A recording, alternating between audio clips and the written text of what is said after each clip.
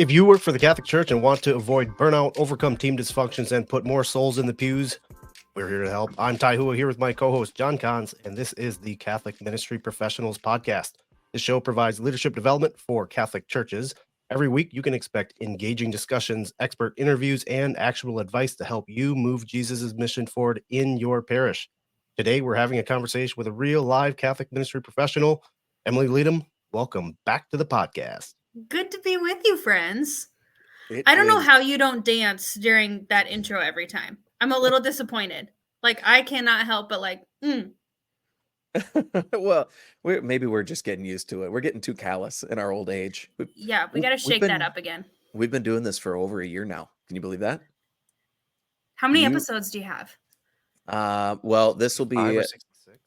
Yeah, this will be episode 66. So we're a few weeks behind that as far as what's come out, but this is episode 66. Good for you guys. And a hallmark moment. You were on the podcast a while back. Yeah. And you're back again. You're our first returning guest.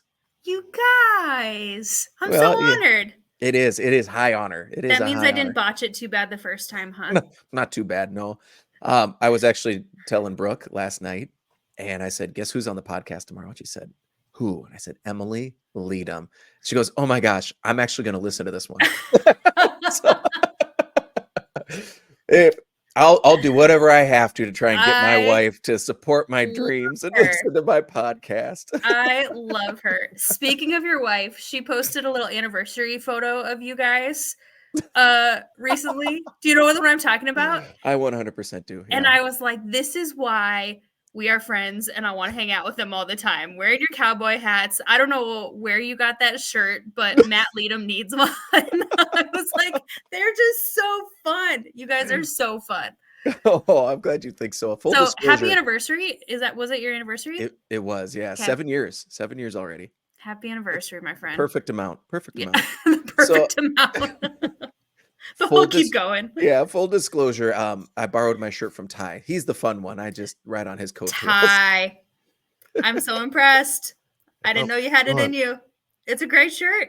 You know, we were talking before we hopped on the show about my work. I have to dress the part and dealing with a lot of horse people and being in horse country when I travel. Yeah, I feel out of place in dress shoes and dress clothes. So I legit have like cowboy gear, and I am not a cowboy at all. I've been on a horse one time, and I thought that thing was breaking away and it was going to buck me off, but it was literally just getting into a slow trot. So thank you for your honesty. That's safe here. We received that. So that's part of your official cowboy getup that you wear when you're in cowboy world. How many times have you worn that shirt for work? For work, none. Those I actually bought 3 shirts for work, and it's pretty much for like the soirees and the fundraisers and stuff. But I have other work clothes that I wear, button-ups, Wrangler button-ups, but I did not wear those at all until the Tim McGraw concert. So shout out to McGraw. I wish I had an excuse to wear cowgirl clothes to work. You don't need an excuse. Yeah. Okay. If you say so. Can I tell you something? Yeah.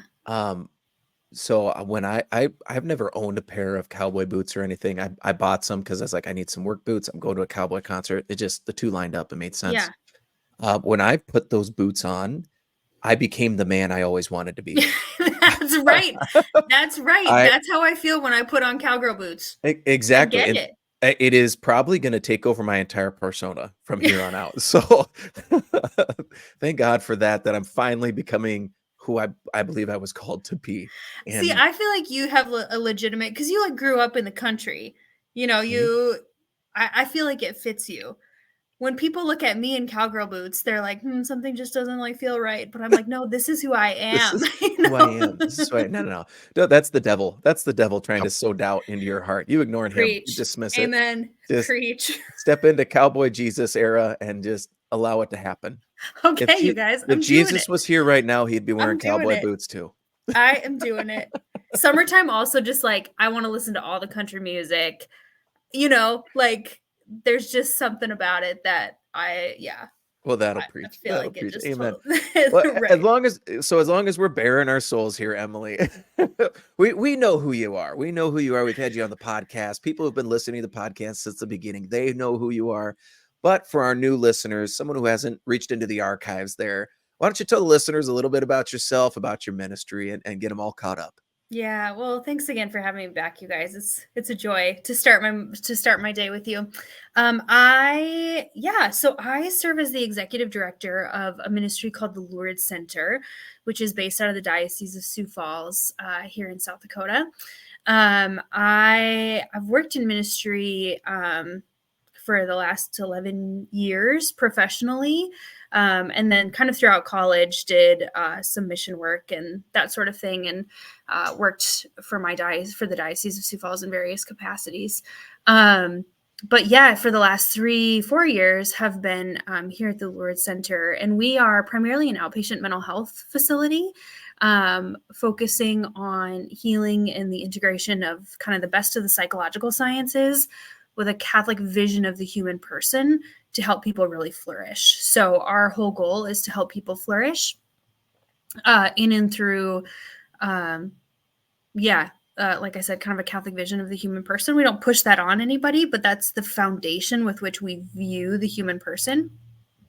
And then we integrate that with the psychological sciences. So we do counseling. We do a lot of programming related to healing. We do a lot of grief work as well for people that have lost a loved one and just need that kind of support as they navigate that difficult time. So that's professionally what I do. I'm also married. I'm a mom of 4 girls, one of them still in utero, which she'll be making her appearance probably at the end of the summer sometime. Well, better be at the end of the summer.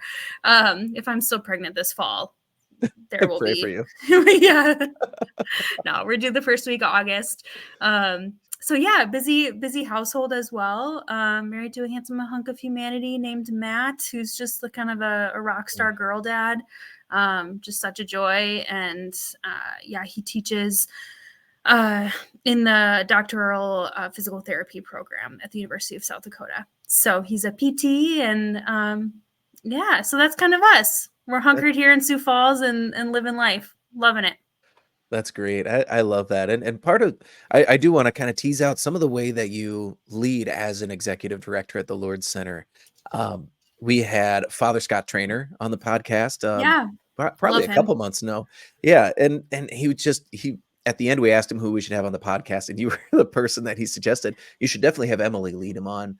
The way she does strengths-based leadership in her program is just phenomenal. So he had glowing remarks about you. So I did want to talk a little bit about that strengths-based leadership, which I maybe even hear echoed a little bit as you say, just the flourishing of the human person. I imagine that informs how you lead in that context. But so how many staff do you have working for you? And then just kind of give us an overview of what strengths-based leadership is, how it differs maybe from other leadership models you've seen or Yeah. So we're a team of 9, and currently hiring. So if you're a Catholic counselor and want to join the party here in the Diocese of Sioux Falls, I would love to have you reach out to us. We've just really grown as a ministry over the last 3 years, which has been such a joy. So we are a growing team. Actually, I think Father Scott, ironically, was probably one of the first people that really introduced me to the language of strengths-based leadership. But it wasn't like novel or new. I think many people, when they hear strengths-based leadership, you think like, okay, well, what actually is that? Are we talking about a specific formula and then a way of doing things? And I think yes and no. Like there's something actually really inherent and very human about what are my strengths and how can I leverage those for the work in front of me? Because none of us want to work out of our poverty. Like it's much more difficult, I should say, when we're trying to work from our poverty.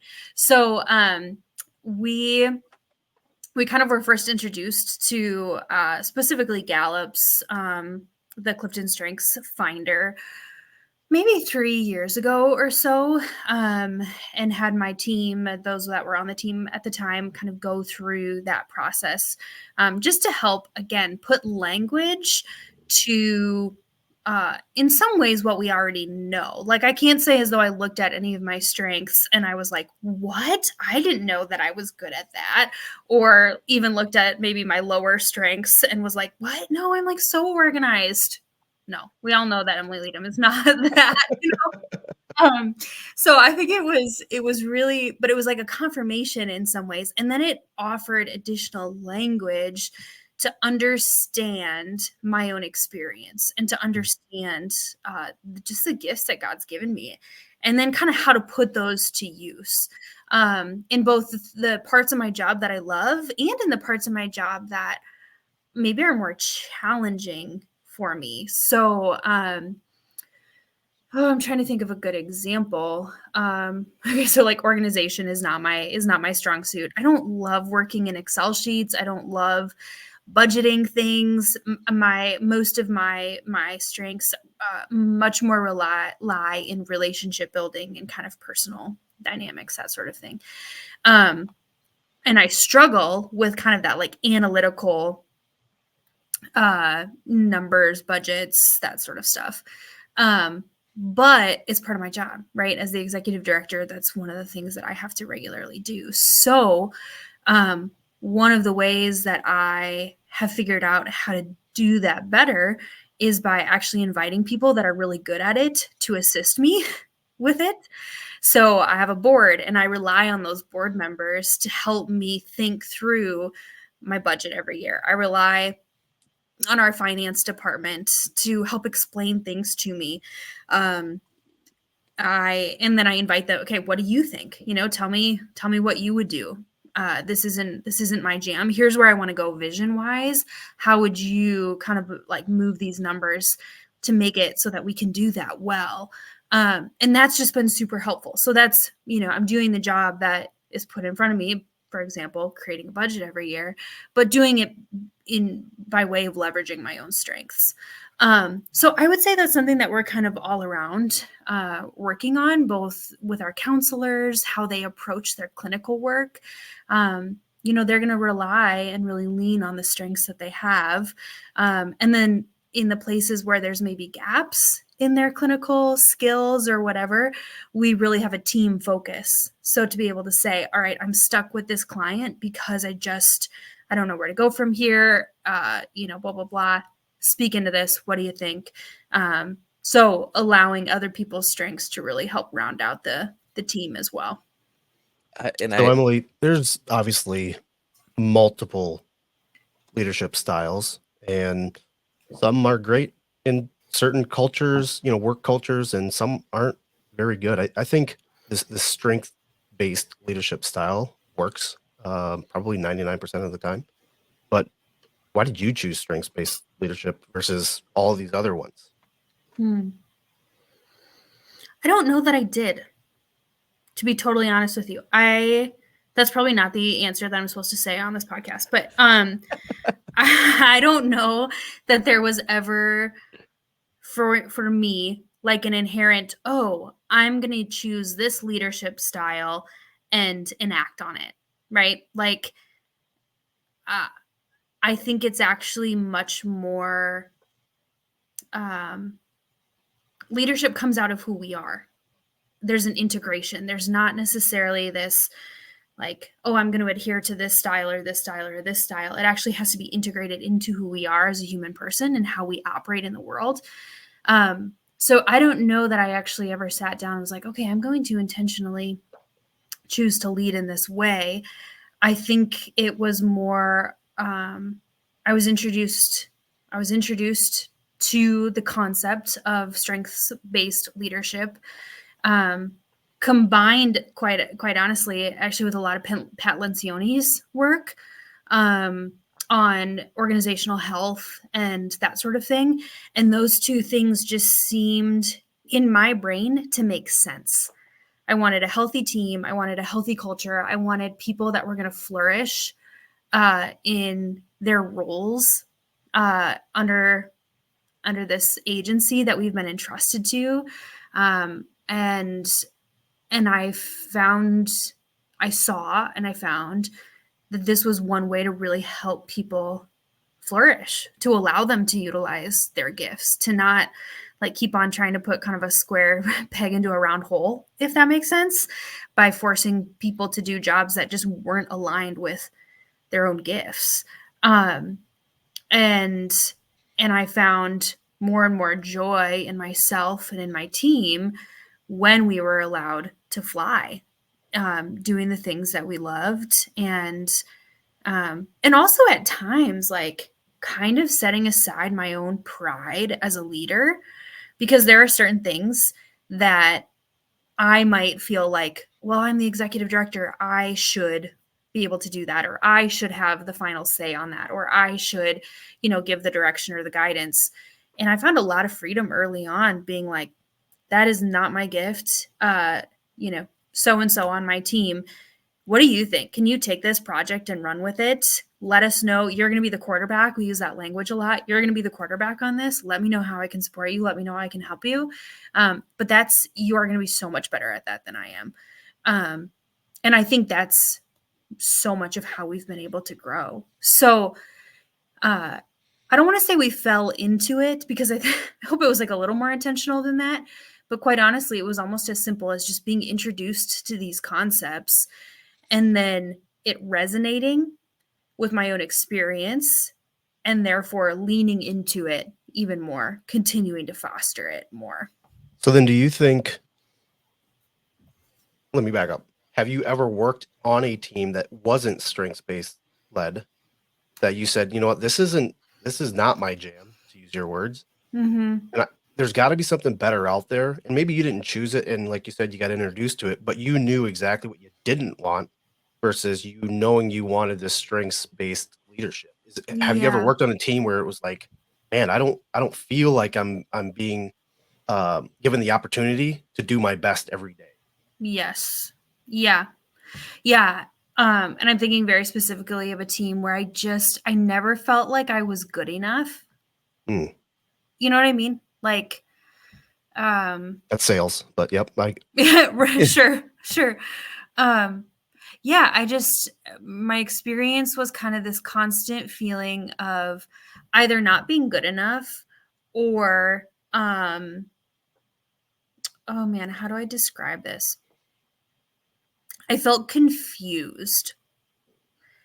I never felt like I had clarity in my role, because my leader at the time would, try to give affirmation, which just was not their gift. Would try to give affirmation, but then would kind of hold me accountable, which is a really good thing. But would hold me accountable to whatever the task was at hand. And I was getting these like constant mixed messages of affirmation and no, that's not right. Affirmation, no, you're kind of dropping the ball here. Affirmation, blah, blah, blah. And that became tiresome, and kind of created this dynamic of more than hustling because I wanted to do the work well.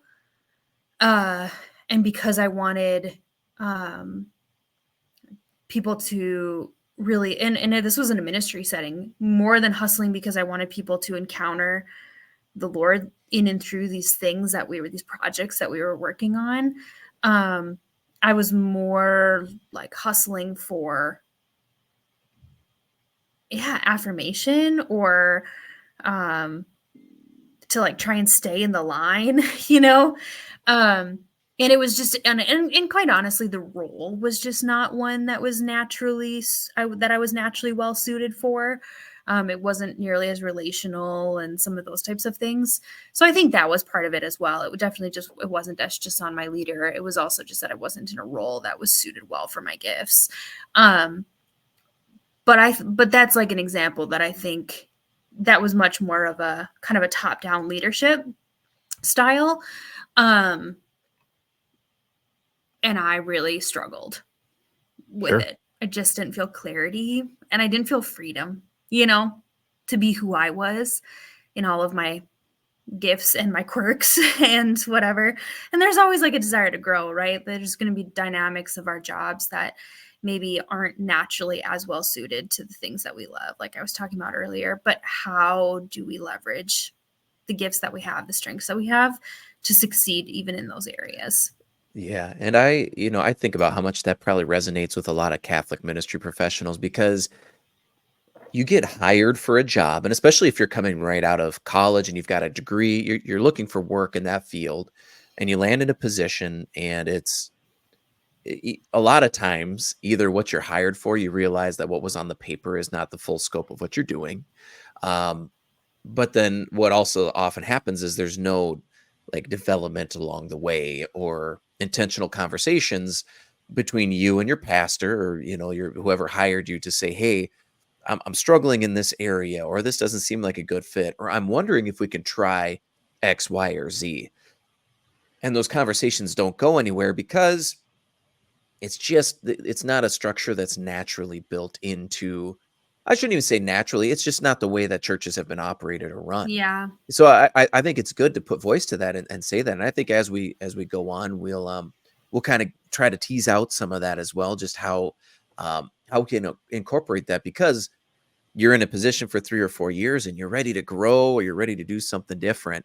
And what I hear you saying is that strengths-based leadership is really about building real relationships between you and your constituency, the people that line up underneath you, that you really spend time hearing them, responding, and then trying to also know yourself and have that be a real conversation that is allowed to develop throughout the course of that employment, of that work, of that career, of the job. Yeah, John, I think that's spot on. And I don't know, I want to offer just a moment of encouragement to maybe any like brand new grad that's finding themselves in this work for the first time. I really needed mentorship in those first couple of years as a ministry professional. And I wasn't always humble enough to really recognize that. But man, the Lord provided me some phenomenal mentors that 1000% have formed who I am today and continued. Like I still have several mentors that I can point to that are active in my life. And I was just talking to a young woman last week who is in her first job, and it's just not going well. She didn't have a great review, all those kinds of things. And my heart just broke. My heart just broke for her because I think she's like, okay, man, I thought I was going to be, flourishing. This is my first job. I'm trying. My leader and I are just not on the same page. We don't speak the same language. And I just wanted to be like, just receive everything that you can from that boss, even if it's not how you would do it someday or whatever, like just to allow yourself to be formed in as much as you're able to, even when you get challenged and even when somebody holds you accountable and even when you feel like, oh man, I'm not hitting the mark, or I'm not, I'm getting negative feedback or whatever. That was actually so formative for me. In just the maturation that I needed. I didn't have the maturity yet to be able to step in. Like just even little things. Like I remember I would always like bring my phone into meetings, and my boss just said like, Emily, you can't text during meetings. I'm like, oh yeah. Like, and that's so embarrassing to say, but honestly, that's just where I was as a millennial professional. That's where I was. And I needed somebody to call me on it. I needed somebody to help form me in those just professional courtesies and some of those types of things. So I don't know, just a word of encouragement to maybe anybody that's kind of early on in their career. And I'm still early on in my career too, but receive what you can from some of that challenging feedback. It's really, really good for you.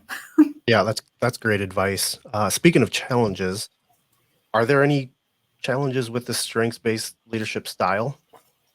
That's a really good question. I think this is more a so I want to be really careful, because I think one of the challenges that I see is actually a bit of a misinterpretation of the strengths-based leadership kind of style and vision. So hear me when I say that. I think it's a misinterpretation. I think one of the challenges is that people misinterpret the strengths-based leadership style and workplace to be, well, that's just not my gift, so therefore I'm not going to do that. I'm going to kind of step out of that because that is not my thing. And I've even seen this on my team occasionally, where somebody will just say, like, I don't know, I got nothing there. I'm here for emotional support for you, like, let me know what I can do, kind of thing. Actually, can I give a personal example? So, I didn't even wait for you to answer that. Can I give a personal example? Okay, great. So we have a group of friends, and one of my friends is just like, one of her gifts is she's just so organized. Like, she's got forethought. Like, the virtue of forethought in her is amazing. Foresight, she just sees what needs to happen. She brings it with her. She's ready to go, blah, blah, blah. She had this idea to, like, get all of her kids together and tie-dye shirts. Okay, this is the most, like, overwhelming idea in the world to me. I am imagining tie-dye everywhere. I'm imagining my everyone's kids covered in tie-dye stain. Like, I'm not a craft person. It's just not my thing. And so but everybody's like, okay, we're down, like, commit, let's do it. This is going to be awesome. But I'm, like, very anxious about this because I don't craft. Like, I just don't do it well. And she orders t-shirt size. We've got like 23 kids between these families that are going to be doing this, right? She orders a t-shirt for every kid in their size, has it labeled ahead of time, ready to go, and has everything organized, like the bags that they're going to put them in with the label and this and this and this. And I'm like, wow, I would have never thought of half of those things. I get there and I'm like, okay, I'm just here for emotional support. That's how I start this activity. And I was so convicted, like, later on, thinking, Emily, get in the game. Get in the game. Just because this is not your, thing. And this isn't, like, technically a strengths-based thing. Like, crafting is not a strengths-based, that's one of the strengths. But just because it's not one of your things doesn't give you permission to kind of, like, take a back seat and excuse yourself from the activity. Like, there actually needs to be a lot of hands on deck to help make this successful. What can I do with my gifts to help make this next hour of us tie-dyeing these shirts really fruitful and really successful? And that hit me like 10 minutes in, when I realized, okay, there's more than emotional support that's needed to me for right now. I'm gonna like get in it, right? And so I ended up utilizing probably my gift of just communication as I'm explaining to kids, okay, here's how you can do this. And then you're going to wrap your, tie-dye, or you're going to wrap your bands around it, or blah, blah, blah. So I was able to utilize my gifts to help make this whole project successful. But to just start out with, like, this isn't my thing, I'm just here for emotional support, actually wasn't contributing to the whole.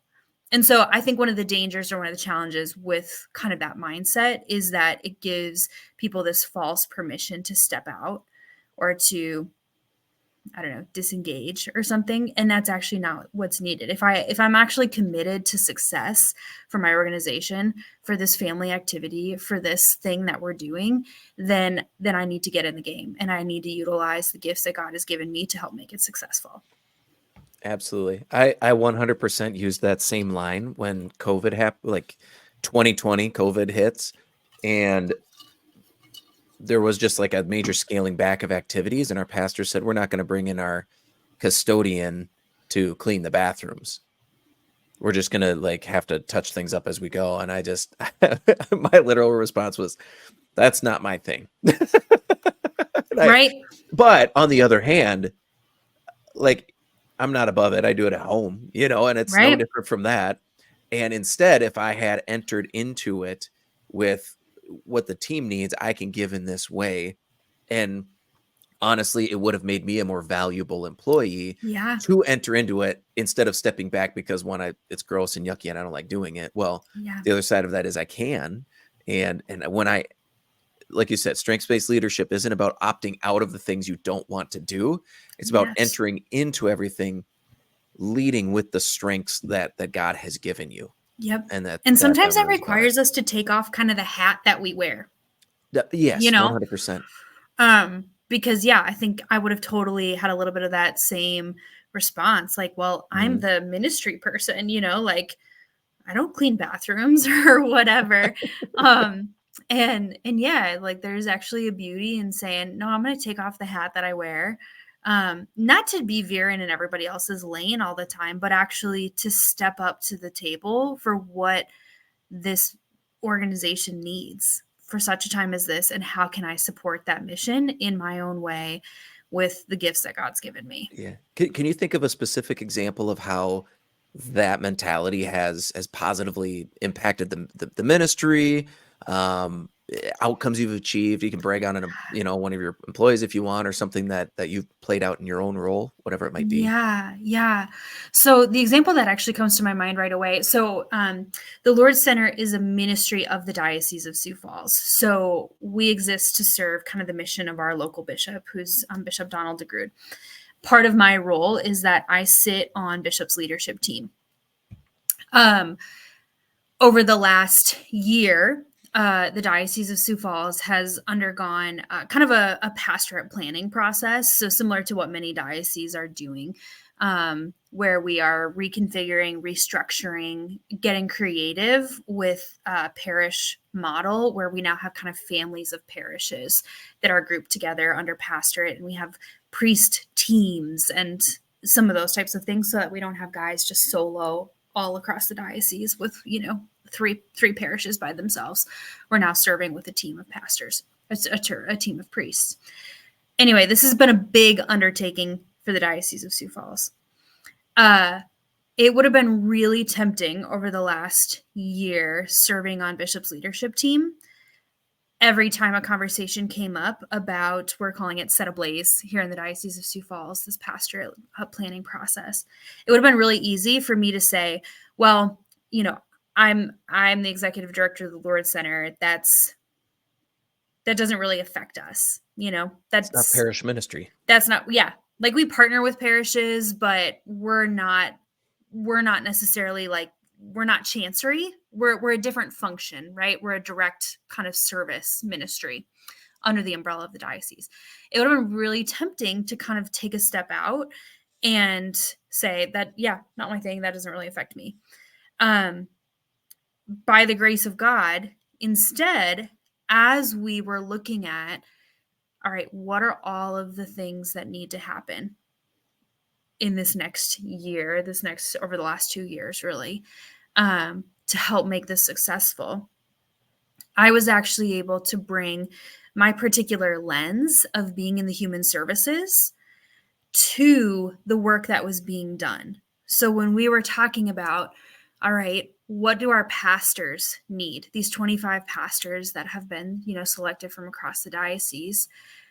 I'm sitting there with kind of my, Lourdes Center hat on, with the gifts that I have of being very relational, wanting to woo is one of mine, wins others over, somewhat easily. Like how do we win people over to this process? Because this is going to be brutal.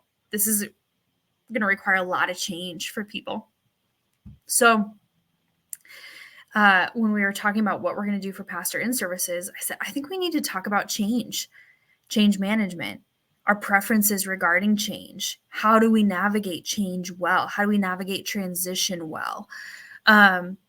And so that was, the first in service really for all of our pastors was around change and how to navigate change. And I still, from, multiple pastors in various ways, a year and a half, a year later, they're using that language that, we offered to them, utilizing some of the principles that we talked about that day in how they are leading now their teams in these pastorates. And I think it was really fruitful. Has it still been hard? Heck yeah. It's a huge undertaking. But I think getting out of, our own worlds, our own, this is my hat, so I have nothing to do with that.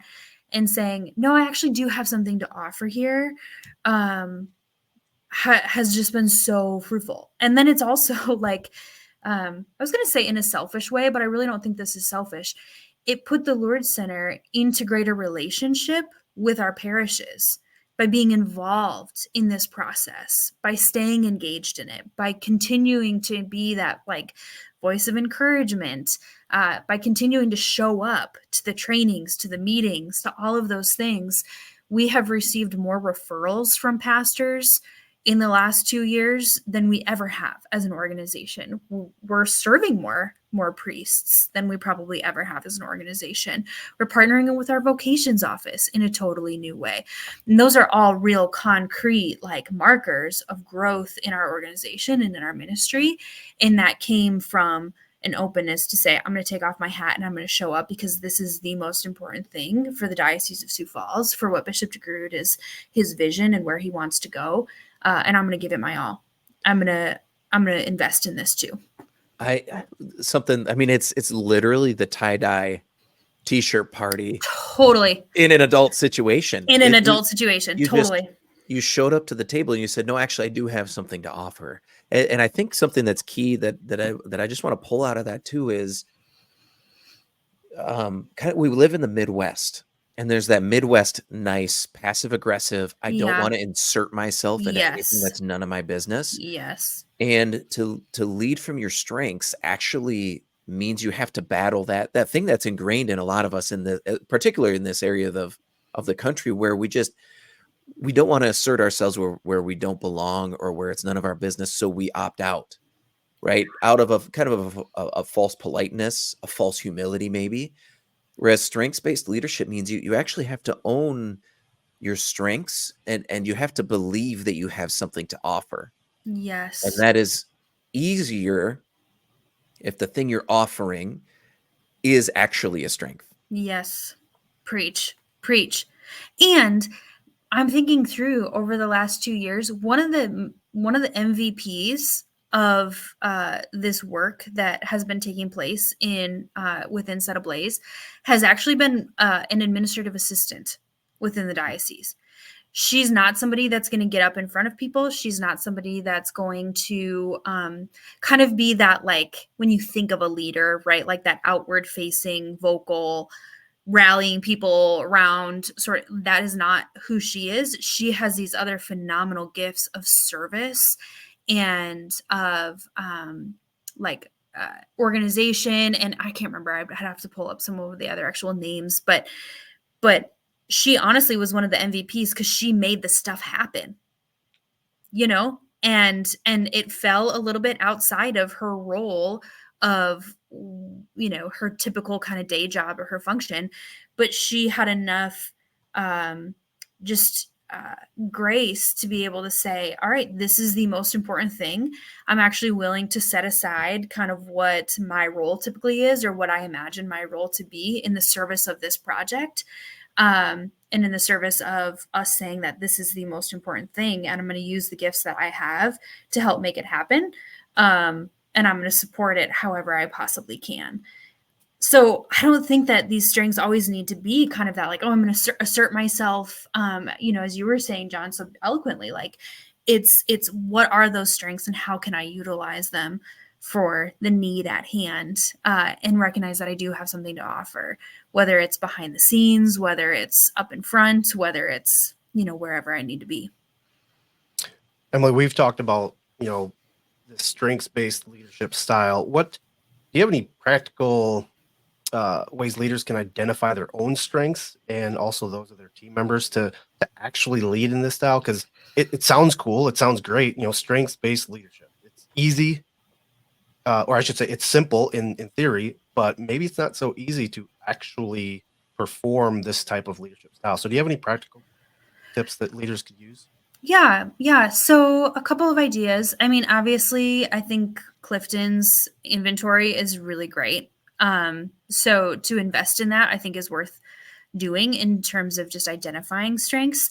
We also, I'm looking at my papers here, as a team this last year, kind of did like essentially it was like a short questionnaire that I had all of my team members fill out that talked a little bit about, I'm trying to find my thing. We called it staff gifts. And we just had them sit and reflect on a series of questions to help them identify and think through, what are those gifts that God has given me? So it was questions like, what do you see as your top professional gifts given to you?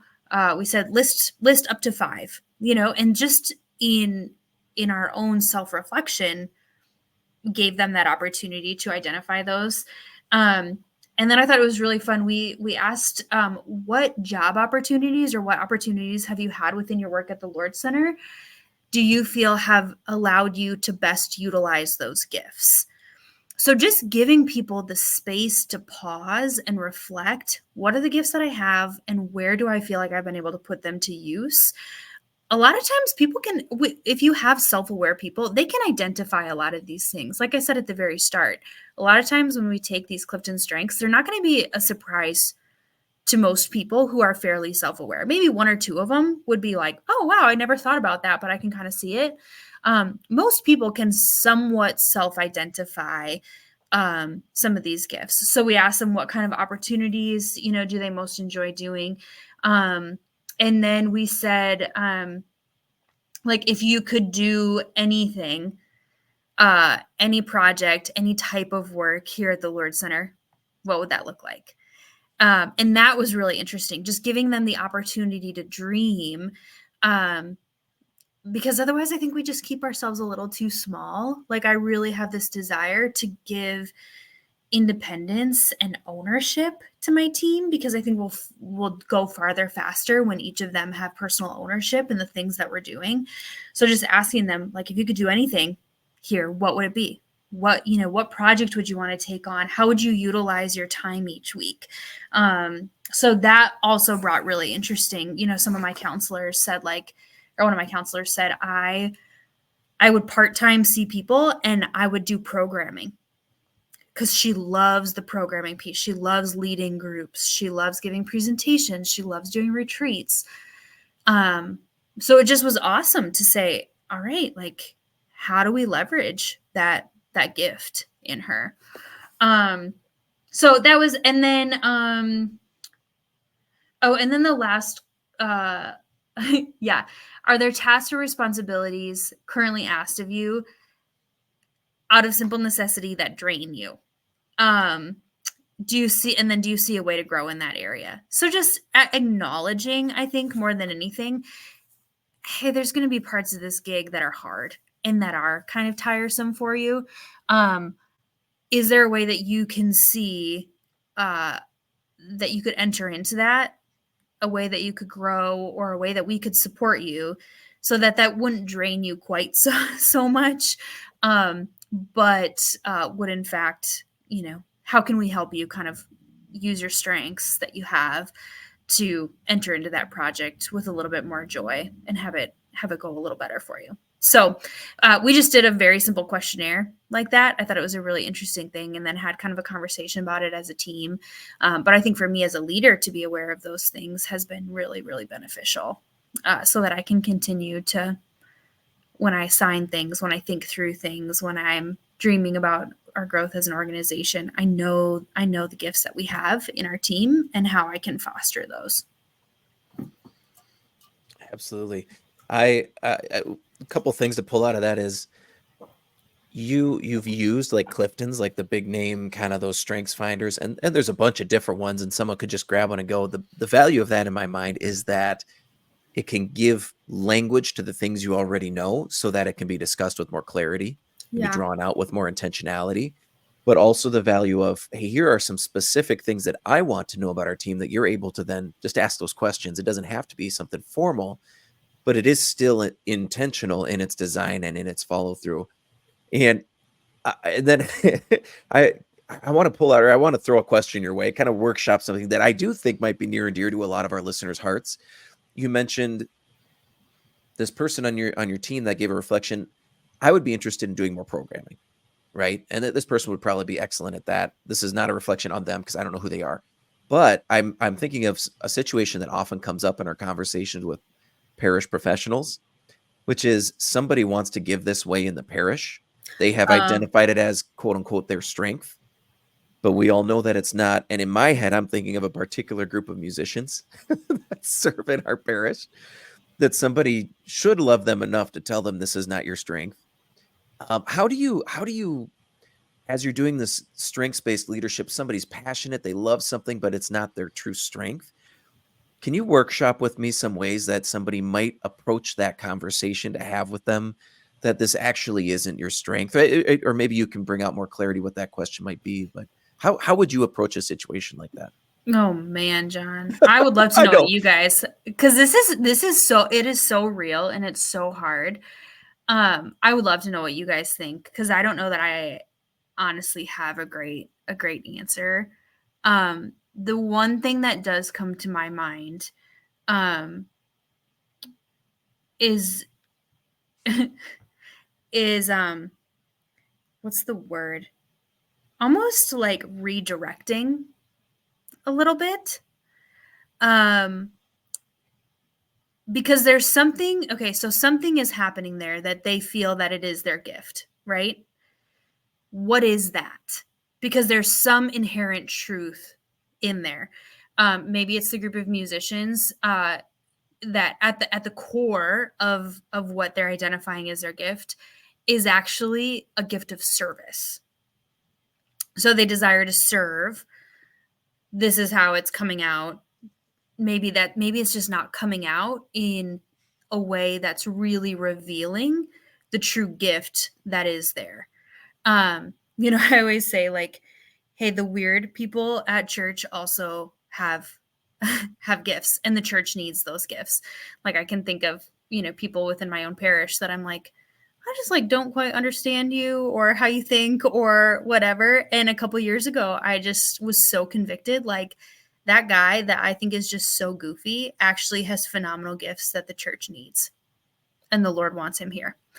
And I think it's a matter of how do we utilize, or how do we kind of figure out what's at the core of that gift, and then redirect and give people an opportunity, invite people into service in that particular way, or into, utilizing that gift in a very particular way. And just kind of like trial and erroring it, like, hey, I know that you've been involved in music ministry for the last 10 years. Here's the gift that I see in you, because we need to call that out in each other. I think we really need to affirm that in one another, just for the sake of building up of the kingdom and encouragement for others. So naming the gift, helping to name the gift for them. And then asking, would you be willing to do X, Y, or Z? But we have to give them an outlet to utilize that gift, because that's what's going on. They recognize, I have this gift, I want to utilize it, because it brings joy. When we're operating out of our strengths, it actually does bring joy. It brings life. It's fun. Like when I get to be in a setting where I get to turn my woo on to full blast, like, it is a party in the Emily Leedom universe, like, it is so fun for me. It's life-giving for me.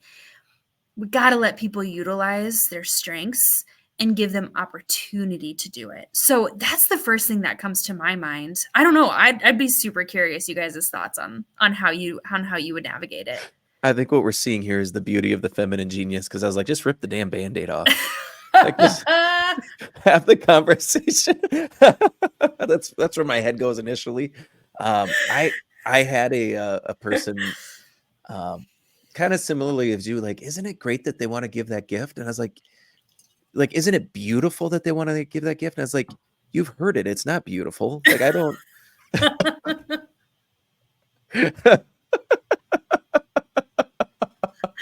This is the masculine feminine complementarity. That's right. Maybe it works. That's right. That's right. And sometimes you do need to rip the Band-Aid off. And I would say, especially if it's like a professional reality, I think there's a difference between like a volunteer, person that wants to get involved in something and a professional ministry or a ministry professional that maybe is in that setting where, and I've been really formed by one of the pastors here in the Diocese of Sioux Falls in this regard, that just very much had, and like an incredible, phenomenal priest, incredible man. But also just kind of has this mindset of, hey, we're using people's money. Like, people give money to our parish to ensure that we are doing the best that we can with the resources that they're giving us to pour back into our people. And if we don't have the right people in place. And I think that's kind of where leadership comes in. Like, sometimes being the leader means having hard conversations, and there's no way around it. There's just no way around that. And that's ultimately where I end up, is it is not my job to correct this particular issue, but we are hiring a director of liturgy and music, and it would be that person's job. Yeah. As long as there's not one, it's the pastor's job to have those conversations, know? And I just, that's why there's a need, right? For you to go in and share your strengths and say, hey, we need to talk about change in this capacity. Like, how do we transition?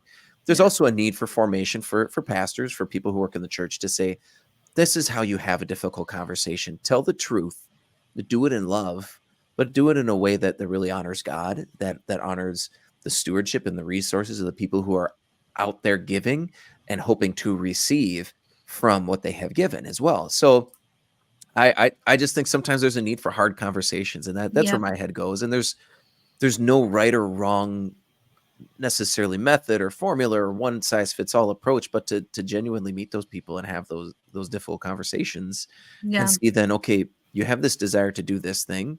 What's the right venue and appropriate place for that? And I don't think there's an easy way around that. I just don't think that there is. Yeah. Personally. And that's where I think clarity and accountability are so important. We're really uncomfortable with accountability in ministry world. I think I think we feel like it's criticism. I think we often feel like it's mean, that it's mean-spirited, that it's mean-hearted, that it's not loving, that it just breeds discouragement or whatever. But when you have trust, you can have accountability. But then first clarity as well, because if people don't know what they're being held accountable to, if there's not clarity in, for example, what are the liturgical standards by which we are going to operate within our worship, if not everyone is clear on that, then there's nothing to hold people accountable to.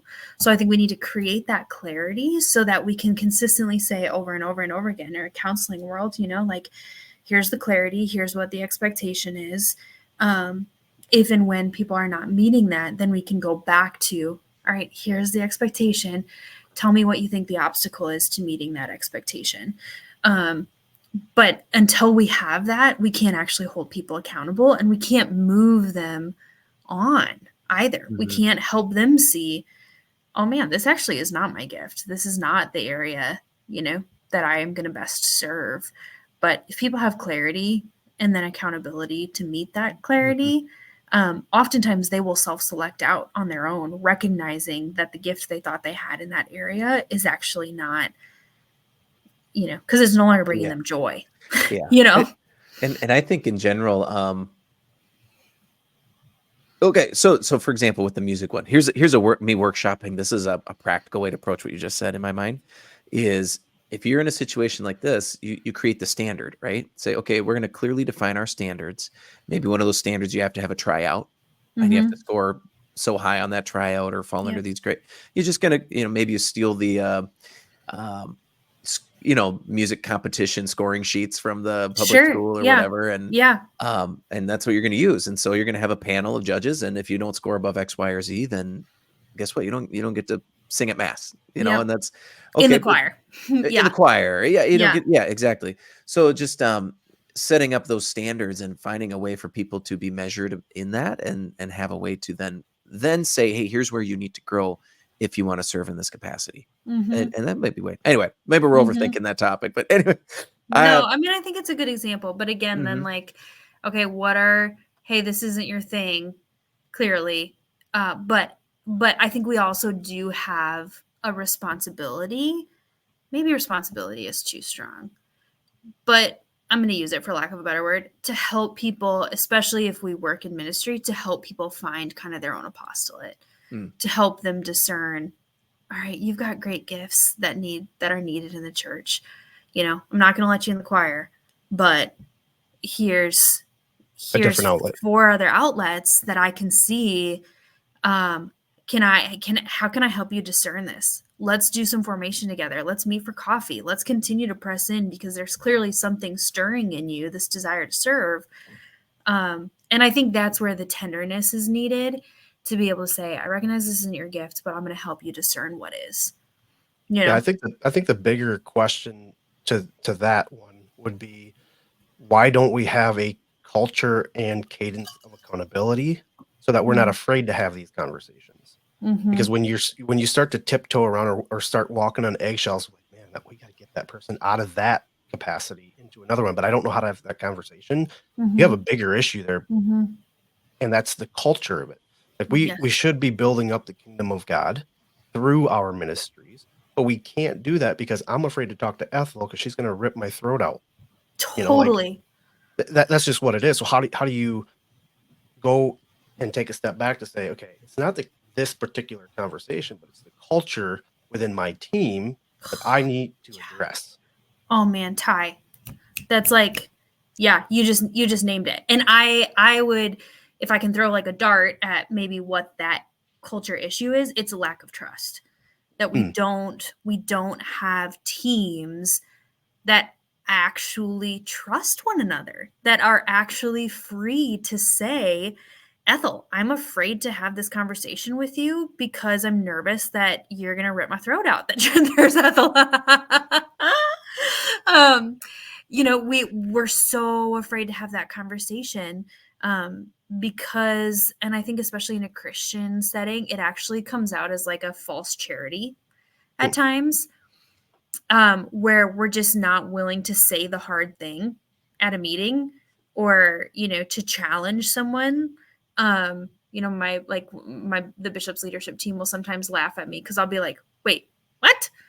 Okay, do you actually think that? But there's been so many times where I've listened to something that somebody said and have been like, I actually don't agree with that. But did I actually in charity say, can you help me understand more of what you're saying? Because that just doesn't seem to be my experience, or, whatever. How many times have we done that in meetings? So I'm going to keep my mouth closed, and that doesn't build trust. That doesn't actually build a culture where we're all on the same team, working toward a common goal and having the freedom to get there. And that makes so much sense. And you look at the whole scope of the Christian story, right? This Catholic integration. The fall happened because of a lack of trust, essentially, right? I heard a priest, I don't remember who it was, but talking about how all sin is actually the outcome of a lack of trust in God. Wow. Yeah. And so the fall, right? They're given everything. There's just one rule, right? Don't eat of this tree of knowledge. Mm-hmm. And the devil doesn't come in and say God's an idiot. He says, well, can you trust that that's true? Like, you're not going to die. Do you really trust God when he says that? Do you really believe that? Yeah. And they say, well, actually, I don't know. I mean, it looks kind of good. I mean, how can this fruit kill me? Right. And so then they eat it and they don't immediately die, but death enters in, right? Yes. So this lack of trust, and it's at the root of sin in so many ways. And even my wife and I were just having a conversation. We as couples do occasionally, we didn't see eye to eye, and the conversation came back around to the question of trust. Why don't you trust me on this thing? Yeah. Trust Yeah. is so much at the root of where the devil seeks to plant doubt, fear, speak, and sow discontent. Discommunion's not a word, but Yeah. independence Yeah. versus dependence, hmm that's in there. So how have you, so much of this comes back to that culture of trust. How have you worked then to ensure that that strengths-based leadership is sustained? Because you've talked about some of the some of the tools you've used, these surveys, these quick questions, but how do you, like, what's the rhythm for keeping accountability and focus on strengths-based Yeah. leadership Yeah. as the culture of your organization? Yeah. Yeah. Just a really quick note. I love that you threw in the marriage example there, because that's exactly where my mind went as we were just having that conversation about trust. And I think that's just a really good point for people to pause and reflect. What does this trust dynamic look like in my marriage? And when I don't feel trust, what happens? It usually feels like resentment. It usually feels like withdrawal. What are kind of the symptoms of a lack of trust in marriage? And then how do you counteract that? I think would be a really good point of reflection. But in regard to, your good question of just how do you continue to sustain kind of this strengths-based approach? This is really practical, but so we have weekly meetings as a team, and we utilize Pat Lencioni's kind of scoreboard review approach. So we make our meeting live. I don't come up with an agenda ahead of time. I count on all of my team members to bring things to the table that we need to discuss and problem solve and work on as a team. If you're watching on YouTube, this is what ours looks like. And if anybody ever wants like a template of this, I'd be happy to share it. But this is our weekly agenda, and it looks kind of crazy, but these are all this is our mission statement. This is our kind of what do we do practically, and then how do we behave, meaning basically our core values. So hospitality, gratitude, quality service, attention to beauty. Those are all kind of our identified quality. How do we behave? Our strategic anchors, if you will. And then we each quarter or so revisit this question of what is the most important thing right now that would get the ball farthest down the court for where we want to go as an organization and as a ministry. And then we identify key things to help us get there. And of those key things, we actually assign quarterbacks that are the ones who have the gifts and the skills and the qualities and the role to help make that thing happen. And so each week at our team meeting, we're actually relying on the strengths that each of our team members have to help us get the ball further down the court. So I'm of the 1, 2, 3, 4, 5, 6. I am personally responsible for one of the 6 things. As the executive director, I'm responsible for one of the 6 things that are currently listed there. How freeing is that?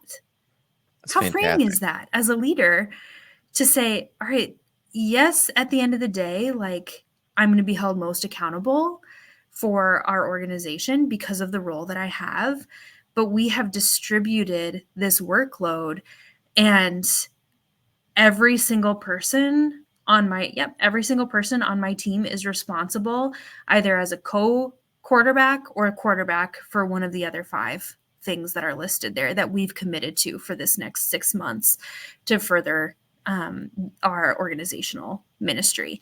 And each of those is decided at that quarterly meeting. We go around and say, okay, here's the things that we all identified as the most important things to help make this goal happen. Who makes the most sense to kind of quarterback that?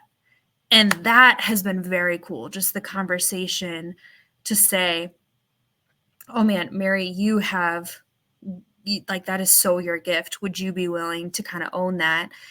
Teresa, you are really, really good at this piece. Could you, would you take that? And usually the person will say, before it even comes to us asking, they're like, yep, I want that one.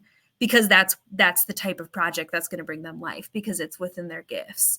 So that's really, really practical, but it's a way that we live out of that every week within the structure of our meetings, within the structure of how we organize the work that we do. So yeah, so that's what I would say. That's how we sustain it. We revisit it every single week and every day, you know, in our own ways. But I think that's been a really helpful process to just identify what are each of our team members really good at, and let's put them to work on those things. I love that you asked the question of like, would you be willing to champion this or take the lead on this? Because there's so many teams, I'll say teams, that defer to, it's like, hey, you know, the leader doesn't say it out loud, but it's like, I don't want to do this, so I got to give it to somebody else to do. And then all of a sudden you sow the seed of resentment of like, man, my boss sucks. And he doesn't want to do it. That's the only reason I'm doing it. Like, I hate this. Like, I don't like this. I did a spreadsheet one time, and now every time there's a spreadsheet, I'm the default guy. Like, that sucks. Yes. So I love the question of, would you be willing to, you know, take the lead on this, or however you ask them to do that, versus just saying, I'm assigning this to you, and you don't really have a choice because you know how to work Excel. Yeah, I think that's so important to really ask, would you have the time? Do you have the time? Do you have the capacity? And as a leader, being okay if they say no, right? Or if they say, I could, but that would require me to put this, and this, which you've already asked me to do, on hold. Are you okay with that? Like, do we have that kind of rapport and relationship with our staff, where staff can say that to their boss, where they can say, I am super open to that. You asked for it by Friday. Can I get it to you next Wednesday? Because that's when I'll have time to do it. And that's the kind of conversations that I think we're sometimes missing, that are not happening. And because we don't have that trust that we were talking about earlier, and bosses, tend to just sometimes in their overwhelm, be like, all right, I just need you to do this. I need you to do this. I need you to do this. And I've totally been guilty of that. Instead of, and I have a weekly meeting with my admins too, which has been really helpful, to sit down and say, okay, here's kind of the big list of things that are on my mind. Could you do this and this and this? Let me know if you need any support from me. Let me know if you have any questions. And then I try to be very available to them as they're doing that work, so that they know they're not alone in it too. Sure. Well, Emily, we would love to have a 3-hour conversation with you, but we do have to cut it short. Thanks for being on the show again. Thanks for having me, you guys. Where can our listeners go to connect with you or support your ministry? Yeah. So the LouردesCenter.com. Lourdes is in like Lourdes, France, or Our Lady of Lourdes. LouردesCenter.com. There's an email on there, which is tlc@sfcatholic.org. You can always get in touch with me there. I'm always happy to respond to emails and those kinds of things too. All right. Emily Leedom, thank you for being on the podcast. Thanks, guys. And thank you, dear listener, for listening to the Catholic Ministry Professionals podcast. If you want to transform your parish through your work, but you're not sure where to start, download the free parish health assessment at catholicministryprofessionals.com/free assessment. It's just 36 questions. It only takes about 5 minutes. Afterwards, you will have a color-coded picture of your parish's health. You can use this then to fuel better conversations, prioritize better work, and become a better leader. And you can always email us at catholicminpros@gmail.com to share feedback. And finally, don't forget to text this episode to a priest or a friend in ministry that can benefit from it. And with that, we'll see you in the vineyard.